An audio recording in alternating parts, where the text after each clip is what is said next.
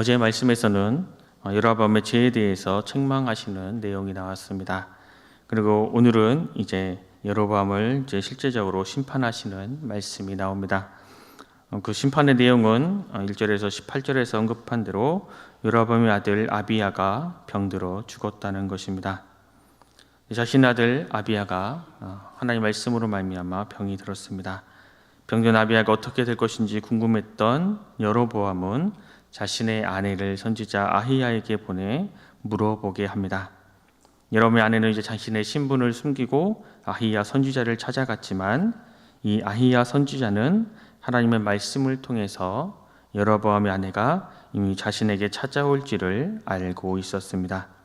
그리고 여로보암의 집안과 그의 아들이 어떻게 될 것인지에 대해서 하나님의 말씀을 그에게 전해줍니다.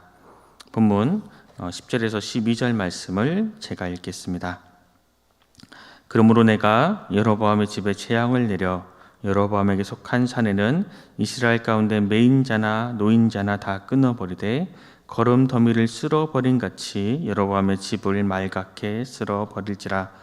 여로보암에게 속한 자가 성읍에서 죽은즉 개가 먹고 들에서 죽은즉 공중에 새가 먹으리니 이는 여호와께서 말씀하셨음이니이다 하셨나니 너는 일어나 내 집으로 가라. 내 발이 성읍에 들어갈 때에 그 아이가 죽을지라.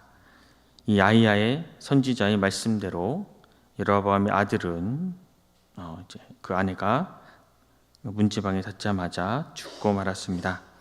본문 17절 말씀을 우리 함께 읽겠습니다. 본문 17절 말씀입니다. 여로보암의 아내가 일어나 디르사로 돌아가서 집 문지방에 이를 때에 그 아이가 죽은지라. 우리가 잘 아는 대로 죄의 대가는 심판입니다. 로마서 6장의 말씀처럼 죄의 삭은 사망입니다. 여로보암 자신의 그 악한 행위로 말미암아 하나님의 심판을 받았습니다. 이처럼 하나님의 심판을 초래한 여로보암의 죄가 무엇이었습니까? 어제 본문인 13장 33절 34절 말씀을 제가 읽겠습니다. 여로보암이 이 일 후에도 그의 악한 길에서 떠나 돌이키지 아니하고 다시 일반 백성을 산당의 제사장으로 삼되 누구든지 자원하면 그 사람을 산당의 제사장으로 삼았으므로 이 일이 여로보암 집의 죄가 되어 그 집이 땅 위에서 끊어져 멸망하게 되니라. 여로보암이 이 일 후에도 라고 시작합니다. 여기서 여로보암이 행한 악한 이 일은 무엇입니까? 북이스라엘 초대왕 여로보암이 행한 악한 일은 나라 곳곳에 산당을 짓고 백성들로 하여금 우상을 섬기게 한 일입니다. 이스라엘 백성들은 절기 때마다 이제 예루살렘으로 가서 제사를 드렸습니다. 여로보암 북이스라엘의 백성들이 남유다의 예루살렘 성전에 가서 제사를 드리는 것이 못마땅했습니다.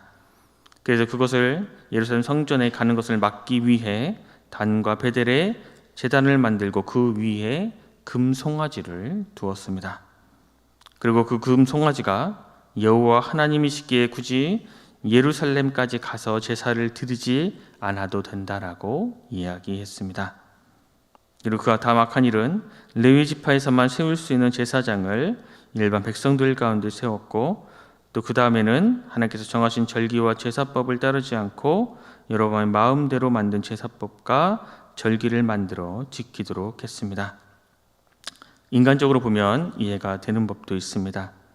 매번 절기 때마다 예루살렘까지 가야 하는 일은 아주 불편한 일이 여간 불편한 일이 아니었기 때문입니다. 여호와 하나님께서 예루살렘 성전에만 계신 것도 아닌데 단과 베델에서 하나님께 제사를 드리는 것이 무슨 문제이겠습니까? 백성들은 어디에 있든지 늘 하나님, 여호와 하나님을 향한 신실한 마음을 가지고 살아가는 것이 더 중요한 일일 것입니다. 이것은 마치 우리 교회만 하나님이 계시고 다른 교회는 안 계신다고 생각하는 것과 같습니다. 하나님은 무소부재하신 분이십니다. 또 레위 지파에서 제사장을 세우지 않은 것도 오늘날 보면 만인 제사장적 관점에서 살펴보면 그렇습니다. 우리는 오늘 절기와 구약의 절기와 또 구약의 제사법을 따르지 않고 있습니다. 때문에 여로보암의 진짜 죄는, 정말 큰 죄는 금송아지를 만들고 그것을 하나님이라고 부르면서 그것을 향해서 제사를 드렸다는 데 있습니다. 이것은 에덴 동산에서 아담과 하와가 선악과를 따먹은 범죄와 다름이 없습니다. 인간은 끊임없이 자기의 욕구를 실현하고자 하나님을 이용합니다. 욕망은 아직 갖지 못한 것이 나에게 있을 때에 그것을 갖고 싶다라는 마음이 생길 때에 바로 욕망이 생깁니다. 아담은 에덴 동산에서 모든 것을 가졌습니다. 때문에 우리가 볼 때 아담은 욕망이 있을 수가 없었습니다. 그런데 선악과는 아담이 가지지 못한 한 가지였습니다. 때문에 이 선악과는 아담의 욕망이 대상이 될 수 있었습니다. 아직 그가 갖지 못한 것이었기 때문입니다. 모든 것을 다 가지고 있었지만 아직 갖지 못한 그 한 가지마저 갖고 싶다는 욕망, 그것 때문에 아담과 하와는 죄를 짓고 말았습니다.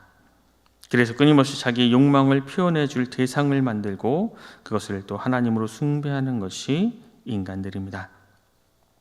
출애굽한 이스라엘 백성들을 한번 살펴보면 또 이러한 모습들이 나옵니다. 그는 이제 모세가 십계명을 받기 위해서 시내산에 올라갔습니다. 시내산에 올라가 40일 동안 내려오지 않자 아론을 향해서 자신들이 눈으로 보고 손으로 만질 수 있는 하나님을 만들어 달라 요구했습니다. 그래서 금송아지가 나왔습니다. 금송아지는 애굽을 상징합니다. 눈에 보이는 하나님, 자신들의 필요를 충족시켜 줄 수 있는 하나님을 찾다 보니 금송아지가 나왔습니다. 엘리야가 갈멜산에서 바알 선지자와 함께 단판을 지을 때에 이스라엘 백성들은 하나님을 믿으면서 동시에 또 바알을 숭배했습니다. 그들은 누가 자신의 욕망을 실현해 줄 것인지 지켜보았습니다. 그리고 자신의 욕망을 실현해 주는 여호와를 하나님으로 섬기겠다고 고백합니다. 여호와의 제단에 불이 내려 번제물과 나무와 돌과 흙을 태우고 도랑에 물까지 태워버리는 그러한 역사하시는 하나님을 보았기 때문입니다. 그래서 여호와가 하나님이다, 여호와가 하나님이다라고 고백했습니다. 그 전까지는 바알이 자신의 욕망을 실현해 줄 대상이라고 믿었던 것입니다. 그렇다면 지금은 어떻습니까? 오늘 우리들이 살아가는 이 시대는 지금 어떻습니까? 우리도 오늘날 여호와 하나님을 믿고 있습니다. 그런데 이스라엘 백성들처럼 내 욕망을 실현해 줄 하나님을 믿고 또 지금도 욕망의 실현을 위해 신앙생활을 하고 있지는 않은지 우리의 신앙을, 우리의 믿음을 되돌아보아야 합니다. 여로보암이 이스라엘의 왕이 되어 다스린 횟수를 본문 20절이 이렇게 증거합니다. 여로보암이 왕이 된 지 22년이라 그가 그의 조상들과 함께 잠에 그의 아들 나답이 대신하여 왕이 되니라. 여로보암은 22년 동안 북이스라엘을 다스렸습니다. 그런데 22년 동안 여로보암이 한 행동을 성경은 한마디로 우상 숭배했다라고 요약합니다. 그런데 여로보암의 아들 나답은 북이스라엘의 두 번째 왕이 되어 이제 2년 동안 나라를 다스리고 죽습니다. 그런데 나답이 한 행동을 성경은 또 아버지 여로보암의 길을 그대로 행했다라고 기록합니다. 22년을 살아도 또 그것의 10분의 1인 2년을 살아도 그들은 똑같은 인생을 살았다고 성경은 우리에게 증언합니다. 성경은 우리가 우리의 인생을 얼마나 오래 살았는지로 평가하지 않습니다. 얼마나 오래 살았는지 그 산 횟수가 중요한 것이 아닙니다. 이 땅에서 하루를 살아도 어떻게 살았느냐가 중요한 것입니다. 성경은 여호와 보시기에 정직하게 행했느냐, 아니면 내 눈에 보이는, 내 손에 붙잡히는 확실한 것, 내 욕망으로 표현되는 그 금송아지를 섬기며 살았느냐라고 평가합니다. 참된 믿음의 잣대는 믿음의 행위 외에 있지 않습니다. 믿음의 대상이 삼위일체 하나님인가에 있는 것입니다. 우리의 모든 행위는 다 믿음의 행위입니다. 근데 문제는 믿음의 행위라 생각한 우리가 생각한 그 일들이 하나님이 보시기에 정직하지 않은 경우가 너무나 많다는 데 있습니다. 그래서 우리들이 행하는 믿음의 행위는 참된 믿음의 잣대가 믿음의 기준이 될 수 없습니다. 오직 우리의 믿음의 대상이 여호와 하나님이실 때만, 살아계신 하나님이실 때만 우리의 믿음은 참될 수 있는 것입니다. 오늘 내가 무슨 일을 할까? 무슨 일을 해야 할 것인가? 초점을 맞추지 말고 내가 믿는 믿음의 대상이 내 욕망이 아니라, 내가 바라는 것이 아니라 내 믿는 믿음의 대상이 삼위일체 하나님이신지 묻고 또 묻는 오늘 하루가 될 수 있기를 바랍니다.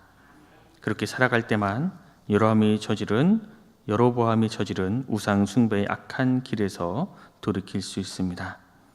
오직 하나님만을 믿고 오직 하나님의 말씀만을 따르고 하나님의 말씀을 기준으로 삼아 살아가는 우리 순천운성교회 모든 성도님들이 되시길 간절히 소망합니다. 기도하겠습니다. 하나님, 오늘도 우리에게 새로운 한날을 주셔서 주님의 말씀을 듣고 묵상하며 하루를 시작하게 하시니 감사합니다. 주님, 우리의 믿음의 행위가 자칫 여로보암의 우상 숭배로 이어지지 않게 주님 우리를 붙잡아 주시옵소서. 내 욕망의 금송아지를 만들어 놓고 이것이 하나님이라고 착각하며 살지 않게 하여 주시옵소서. 내 행위로 나의 의로움을 드러내지 않게 하시고 죄에서 나를 건져주신 우리 주님의 은혜 안에서 오늘도 날마다 새롭게 빚어지는 거룩하고 복된 날이 되게 하여 주시옵소서. 그래서 우리 앞길을 가로막는 세상의 벽이 그것으로 우리가 절망하거나 그것으로 인해서 넘어지는 것이 아니라 그것이 우리의 믿음을 더욱 성숙시켜가고 우리의 신앙을 더욱 발전시켜가는 그러한 계단이 되게 하여 주시옵소서. 그래서 우리의 삶을 통해 예수 그리스도의 향기가 드러나게 하여 주시고 하나님의 살아계심이, 하나님의 그 놀라우신 사랑과 은혜가 드러나는 그러한 믿음의 삶을 살아가는 주의 백성들 되게 하여 주시옵소서. 그래서 우리 인생의 광풍 속에서, 이 광야 속에서 생명의 향기를 풍기는 주님의 거룩한 백성이 되게 하여 주시옵소서. 모두가 감사드리며 귀하신 예수 그리스도 이름으로 간절히 기도드립니다. 아멘.